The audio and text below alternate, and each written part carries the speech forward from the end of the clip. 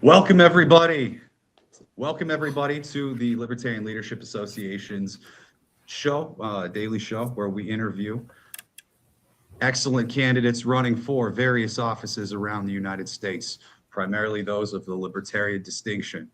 And today, I have the pleasure of being with Christopher Elder, who is running for Ohio State House District 82. And man, Ohio, you guys are like proving to the world that Ohio is more than what the Zoomers have labeled it as. Ohio is not Ohio. Ohio is excuse. Just I'm going to talk like a Zoomer here. Ohio Ohio's is gotten a indeed, bad yes.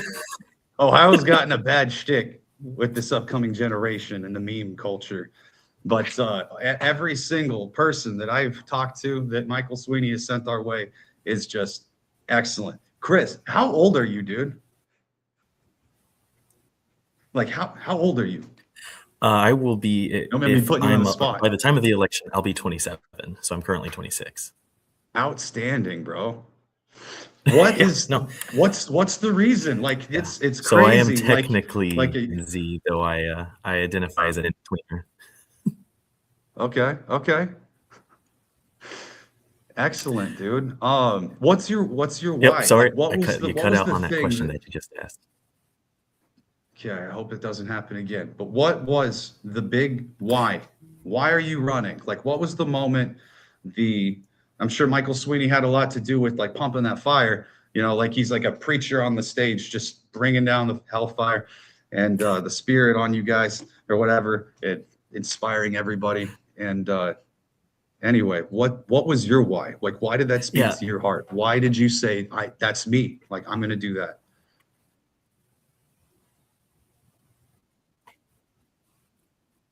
Yeah, so I don't think I've had a real conversation with Michael Sweeney yet, but I did get to speak with Michelle McCutcheon. And it was about a year ago. I was interested in starting a Libertarian Party affiliate, and the executive director at the time. And I got an email about starting it. They were stoked, and then I never heard anything from that person. So I just kind of let it fall by the wayside. And then recently, when I saw that Libertarians were going to have ballot access, and I didn't see another challenger for the race that I'm running for now, I just thought, well, now's my time, but I'm a really busy young person. How do I do this? And Michelle called me. I was actually outside this library, and we had about a 30-minute conversation. And I just kind of realized, if not me, then who else? Who else is going to do it? Just tired of seeing the same results, the same people, the same names, the same group of people. And I wanted to be something different. Well, excellent, dude. Like, I've said it before, but what I love about libertarians is that we all tend to be like very well read. We're very like nerdy. We're very good at taking these big concepts, and at least, in our echo chamber, we can talk big concept on that level with each other, and it connects. But with the voter base, it takes a bit of a different approach because most people don't want the dissertation, but we love that shit. And that's what makes us cut from a different cloth than, say, Republicans or Democrats, which are a little less authentic and tend to be a little more manufactured, as those parties are like, I see those parties as being candidate factories. Like, it's been tuned in. They're able to drop a candidate in any county, any level, any level, anywhere. They can just do it. And I like what I'm seeing with the Libertarian Party as we rise up and we become a very like locked in candidate factory, because there's so many great firebrands like yourself that are out here saying things like, if not me, then who else? Like, dude, that saying's got me through some tough times in life personally. Like, that specific saying for me, like, that means a lot. And it's a very mature outlook, very grounded. And so what are the issues that you're running on? Like, what's the leverage point that you see yourself using to get a good chunk of the vote? Because I imagine that there's probably, like you said, there's no maybe Republican or something, like there's a gap here that you get to fill. So how do you see that? Where are you going to connect with people? Yeah, so Yeah, so my district is typically, if you look at the the statistics for this race historically, it's usually 80% Republican, 20% Democrat. Most of the Mhm. time, there's not a challenger to the Republican or Republicans who are running. So Mhm, this will mhm. be the first election in I think at least 20 years where there will be three people in the general election. So some of the big tenets that I'm campaigning on are one, fairness to the local people. The government starts at the bottom and goes up. At least that's how it's supposed to go. And right now we have it People. starting at the top and then trickling down to the people. And that needs to Mhm, change. mhm. So one of the biggest things in Ohio is how we manage our redistricting cycles. And if you're not familiar with how Ohio does it, it's basically seven I'm people: not. Tell me. the Yeah. governor, lieutenant governor, I believe it's the secretary of state, Mhm. and then two Republicans and two Democrats. So those are the people that are Interesting. on the main redistricting commission in Ohio, and they have to Huh. agree on how to do that. So Huh. I feel a little left that's out. really unfair to all of the people who are not affiliated with the party. Yeah, exactly. Yeah. So all the Feel a people little left who out. don't vote in the main primaries or who Yeah. don't identify as a Republican or a Democrat are leaving it up to them. Yeah. Mhm. We did have a ballot a year or two ago, or a ballot initiative that would create a citizen-led group to choose how we redistrict Ohio. And the current Ooh. Secretary of State, which is a Republican, along with the governor and lieutenant governor, made the ballot language on that issue state that it was to promote gerrymandering. And so they ran a bunch of ads saying that we're trying to make sure that we gerrymander, that we rig the elections. And so it was voted down because of the ballot language. Whack. That's some dirty tactics. Oh, dirty, dirty. What else would you expect? Oh, man. So you aim to Dirty do some deep. Yeah. reform. Maybe there's some reform in this department. That's cool. That's cool. Like that's a good start. Yeah. So yeah, You know, you've identified a we want to problem and you change probably how got a solution. Oh, we want sorry to to cut change. you off. Oh, I lost you for a second. Didn't mean to cut you off. The service was just a little bit weird. So go on. Your audio's fine. Yeah. So so what we're doing is what I'm looking to do with my group is we're going to change the way that the government works. We're going to start from the bottom up. So that's going to start with changing the way that we redistrict. That's going to start with informing people on ranked choice voting. Ohio just the state legislature voted to ban it, and then the governor signed it. So yes, the United States Constitution gives the election process to the state, which means it should be administered by the people. And when you ban localities from being able to vote how they want, as long as it's not restricting people, then you're really stepping on a fine line with the home rule. And not only did our state legislature and governor ban it, but if any local municipality looks to use it for their own elections, then the government will withhold funding from those municipalities.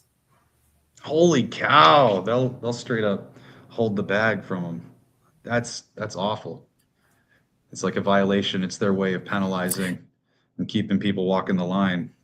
Yeah, and It's like that's the we don't state want anybody having a doing any stronghold. sneaky. Yeah, they don't want anybody doing any sneaky ranked choice votes. Like, heaven forbid, heavens to Betsy, not the ranked choice voting. Damn statists, bro. Yeah, Crazy. So what else is going on in your yeah. God district? forbid you I decide just what's best noticed for I your own I city or typoed town. the background. I typoed the background. But yes, District 82, what else is going on over there in terms of like word on the So, street? What are the people most concerned about that you want to address?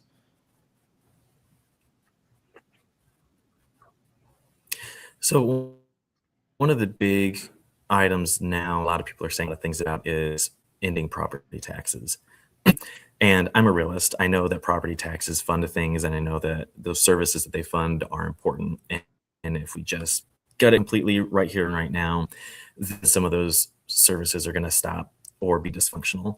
I would like to see an end to property taxes because it's like you're paying a subscription fee Yeah. on something you already own. You didn't sign up for Yeah. subscription fee. You paid it, you bought it, you agreed to financing and to pay that amount. But And you then the don't do government that says, "Oh, with any actually, other hold up. goods. We can make money off this too." Yeah.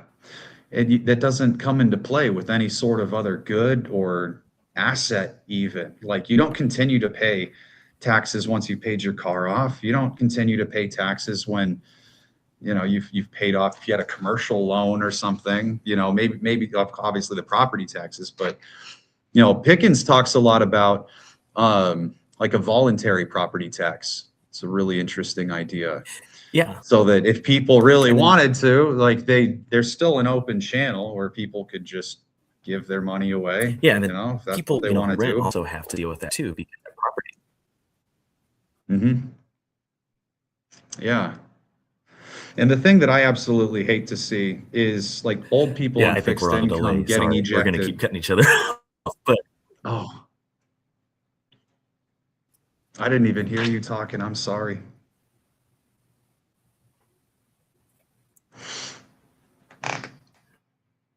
Just waiting, waiting, buffering. yeah, But so you're right. but yeah, as Low you were fixed saying, incomes, the people who eventually do own their homes, and the people.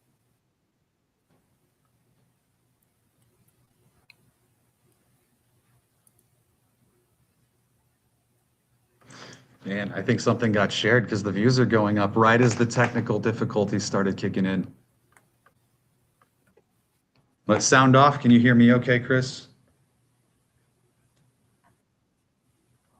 Or there's just a delay? Yes, I can hear you. It's just a delay. Man, crazy. So let me ask you a question and then I'll let you take it away about the property tax thing. Like solutions with diverting money back and forth, making sure that the coffers stay full and that the civil, responsibilities and obligations are paid for. I know that I've heard about civil trusts, like trusts that are like municipal trusts, and all of the bonds that all of the police officers collect on the people, and all of the bonds that the court makes. Essentially, the fine that the citizen pays is like the down payment on a larger amount, and that is bonded. It's like it's a security instrument, and these go into most of the time like a civil municipal trust of sorts. And that interest that accrues within that account is what tends to actually pay for like the roads and making the city buildings look super nice. And when you think about it, like a lot of small towns that have no business having a city hall looking as extravagant and insane as they do. Like a lot of small towns have like the civil buildings are multi super $1 million buildings, and the rest of the town's just kind of, doing its thing. But maybe there's a way that could fill in some gaps too.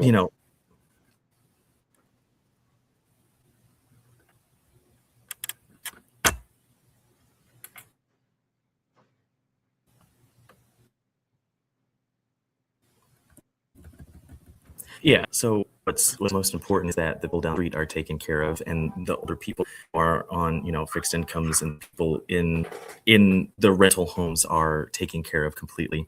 And I heard a little bits and pieces cut out about the but I want to see them traded in the government. So one of the things that I really want to do even before I get elected to office, or if I don't get elected to office, is I want to look at the government's budget. Because one of the things I learned is not only do I get salary off the taxpayers to do what's considered a part-time job, but I'll also get access to what's essentially a slush fund of money, be able to hire aides or things for my campaign, things that I should be doing on my own with money. So not only do you vote me in, and then I get to choose basically how my salary works, but I get an extra cesspool of money to do things like hire other people to listen to you for me, so that I don't have to actually answer.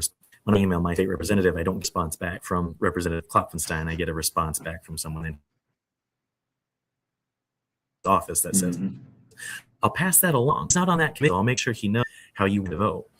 And that doesn't make me feel heard. And I don't want other people to, when they're reaching out to me, I want to talk to them, want to know what they're saying. Whether I'm in Columbus for the week or I'm back here in Spalding or the other surrounding counties, your representative should be direct accessible to you. And when we start draining the swamp, we can start with the pockets of all extra money that our state senators, our state representatives, and other officials get. And when we redirect that money into our local communities, then there's, there's ways to decrease tax, there's ways to touch property taxes, because now we don't have this giant fountain of funds coming from your pockets.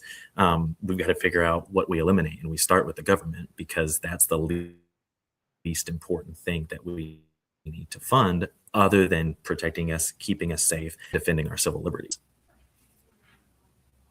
Amen.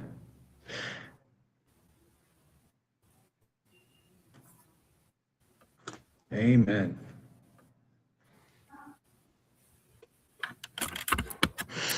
So just giving you a little bit of time in case there was a delay that wanted to continue. But no, that was a great answer. And you came through loud and clear on that, for sure. A lot of people feel so disconnected because they do get that aid response. You're contacting like the office of this state representative. You're not, like, a lot of people don't realize that they've baked that disconnect in, because that is like the office, just like the office of the Secretary of State or the office of, the governor and stuff. And it's going to be great when you get in there, like you said, like having a plan to get aids, digging around and doing diligent work instead of handling the phones, which you'd like to do more often yourself. Like, that's so real, man. That's so real. And the access to the information access that you'll have at that level, man, the state house controls the purse. So you guys are all about the budget. I was waiting for a budget point to come out, and it's great that you're looking to make cuts there within the scope and power of your position once you get there. So, man, like the amount of stuff you could find. It's like getting into discovery in a lawsuit. Like, you can ask for literally everything, and 99% of it should come through because they're obligated to give it to you. You can ask for literally like everything. You have to dig around, try to find some skeletons to sweep out. And I like what you said too about the government being like the least important thing we should be funding. We want to cut weight.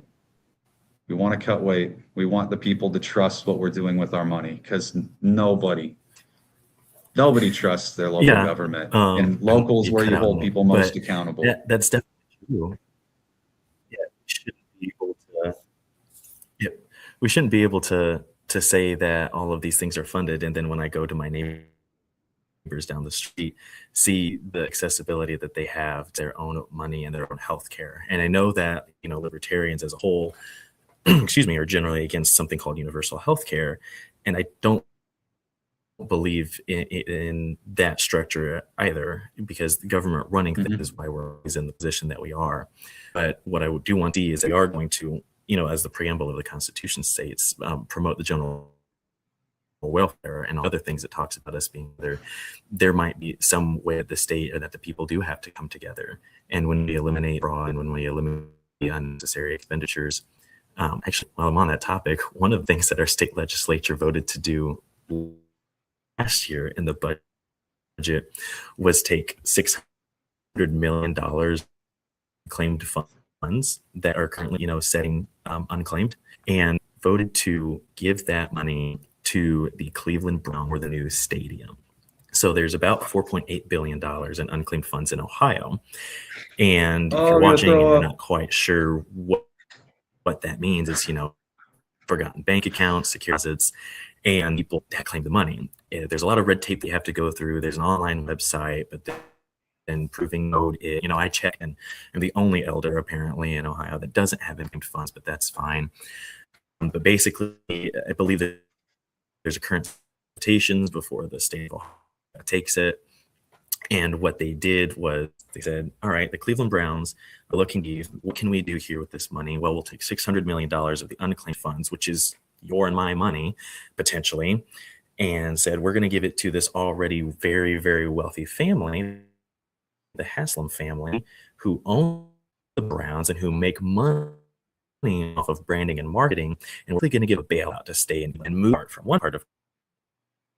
And now I think it's a whole $2 billion investment that the Haslams are themselves, and then a quarter of that is coming from the state government, which our state Supreme Court recently ruled was possibly illegal and unconstitutional to be able to do that. And so I'm out of state in Northwest Ohio, and money that could be in my name, money that could be in my name is going to fund a stadium, and then the people are going to have to pay the price based off of ticket inflation and things like that. So basically, the only winners are the ones who already have the money. And the week that this news, the family went and bought a multi-million-dollar home in Nato, Florida instead. Not even in the same state. Like, they didn't even invest in their own home state with that money. Like, that's such a slap in the face. But man, what's crazy is that the NFL is registered as a nonprofit too. Like the NFL is a nonprofit, and these guys, they own the teams and stuff, and they're able to make money. But like the NFL organization itself, and I would say that the MLB and NBA and stuff probably are too. Like, why are they nonprofits? That's so interesting, because that gives them access to grants, and that gives them access to the civil slush funds and things like this, the funny money. And it's the bread and circuses wing of the government, essentially. Like, you follow the funds, and it's plain as day, just clear. And don't get me wrong, I love to watch sports, particularly baseball. But I hate when these sports stadiums start getting a little they're like, you know what, this one's not nice enough. Like, bro, it's nice. It's like a gem of the city. Like that stadium, like the Cardinals here in Arizona just got a new stadium, and our hockey team just got a new stadium, and they can't even fill those seats up. Like you said, people are fatigued about ticket inflation too. Like, Ticketmaster is going to make stacks off of this, like, just the state giving the family some money, and the Cleveland Browns get some. And dude, like, Ticketmaster and all the corpos attached to this deal, it's like endless, bro. And they're all fee collectors, and it's so exhausting, man. As somebody who's just trying to make his way in this real world, like, the government just makes it so damn hard. And it's good to see people like you running for office, because you have intelligent solutions. You know, you're coming into this as somebody who's like, you can be matrix breaking for people. Like, you could literally be matrix breaking in the way that, like, people have an issue with, like, we say the two-party system, but when you look at it on a deeper level, there's a lot of binary black and white underlying everything.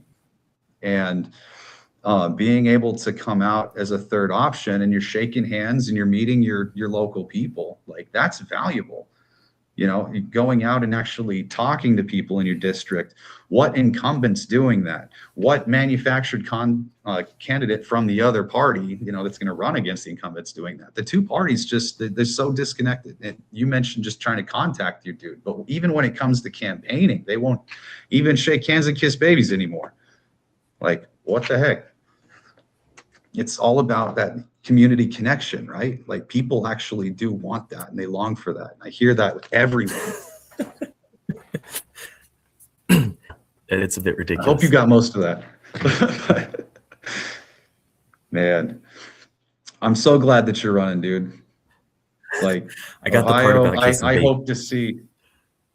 Oh, like shaking hands and kissing babies, like the old politician trope. We just don't have that anymore.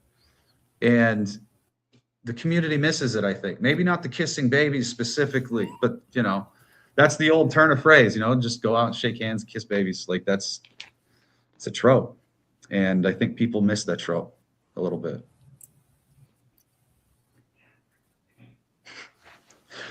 So as we're rounding off the last 5 minutes, I want to make sure that I give you a chance to take it away on any issue that we haven't talked about yet. If there's anything, you're looking for volunteers, call to action. I'll do that right now. If you're watching this and you're in Ohio near District 82 or in it, like this guy, help him out.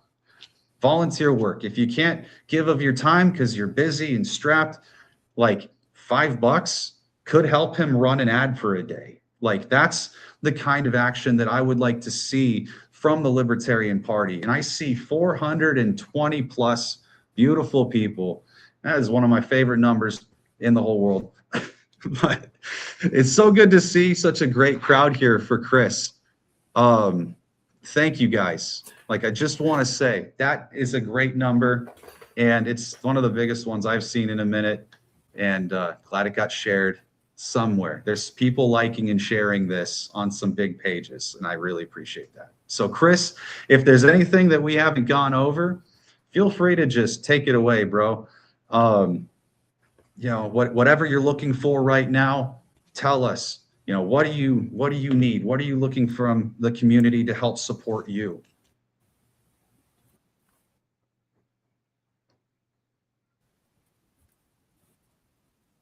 I hope you got all that. Hope I don't cut you off, but I'm going to give you a response. So I know this will take 5-6 seconds to come through, but basically is the biggest thing that we can do. If I don't see another dollar, the answer, what I want to do is I want to meet people. I want to see people. I want to answer questions. I want what people want, because the first thing that I'll do is I'll say, screw the Libertarian Party. Constituents don't want this specific thing.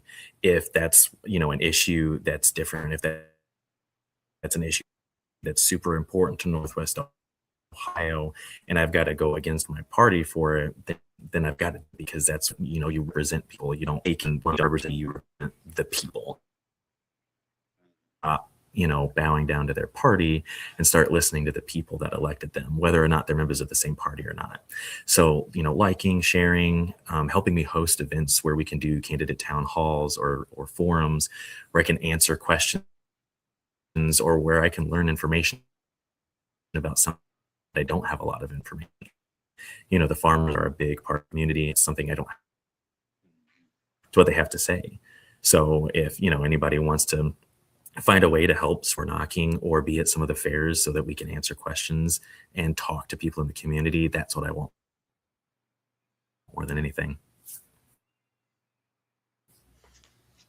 Awesome, dude. I love a good county fair. Like, I came from rural Arizona. You know, the fair was always a huge part, like seeing all the livestock that everybody was putting out and seeing all the art and just the shows, the music, and just, man, that is like the lifeblood of the community where I'm from. And those community events, I've seen them just grow and grow and grow and grow as people have started to reemerge from the COVID years. You know, people are very hungry for that connection, and bringing a warm presence and a firm handshake to one of those fairs with a whole bunch of Firebrand volunteers, that is a great image to me. And so I hope that you're able to make that happen. It's going to take money. You know that, but I want to tell the, you know, 470 people here, campaigns take money, and libertarians, we have an issue with fundraising. We need to be raising money on the same level as the Republicans and Democrats, given there's less of us, but we know how to do more with less. That is for damn sure. Libertarians can do so much with just a little bit. And you would be amazed how far $5 a day would go for ads. You know, could you do a day? That's $5. Okay, great. You can do a day. Could you do a week? And I want to see Christopher Elder get some donations, which I'm sure that you've got that set up on your website. Correct me if I'm wrong. I did take a peek and a skim, but that is one of the new requirements now, that if you're on this show, you need a website, which means you need that payment facilitator, and he's got it. So visit Chris's website, which is Elder4OH82. That's Elder4OH82, like Chris Elder for Ohio, District 82. So that's where you can find him. Obviously, there, you know, you probably have socials as well. Give Chris a follow. If you're in Ohio, give him more than a follow. give this man some good, solid support, whether that's cold, hard cash, goes a long way, or, just volunteering, doing a phone bank thing. Like, there's so many cool ways that creative minds can jump into a campaign and get into an idea factory, and things just blow up. So if you look up L4 on Facebook, then my link tree of the links. Nice. Excellent. Linktree's got it all. Guys, it's a pleasure. All 500 plus of you. Holy smokes. I love to see it. I know that you guys were probably wanting to see Michael Pickens, but he actually, he's up in Washington right now, and he just took the race for chair. And so see Michael Pickens, the usual host, will continue with his daily interviews, as it's something for the national level. And it's just something that he just straight up loves doing. Same with me, but we needed to double the amount of candidates that we talked to. And so I am here, Michael Wilhelm, and you guys will all be seeing much more of me. And Pickens, you'll see him at his usual time, but be sure to pop in. He's going to go live here in, I think, 2 hours. Pop in and give him a big congratulations, because he didn't plan on running for chair until about 3 weeks ago, and he won with a super majority. We had a new website to roll out that he was able to show everybody. We had just literally everything that there was no other way. There was no other person, and I'm proud of that. Proud of you, Pickens. Hell yeah, bro. And Chris, I'm proud of you, man. Thank you so much for running. And everybody, go visit his Facebook, go check out his link tree, and click around on his website, get him those Google search. And notoriety, I appreciate it, and it was great to get you in. Fantastic. And audio issues be damned. I think we did great, Chris.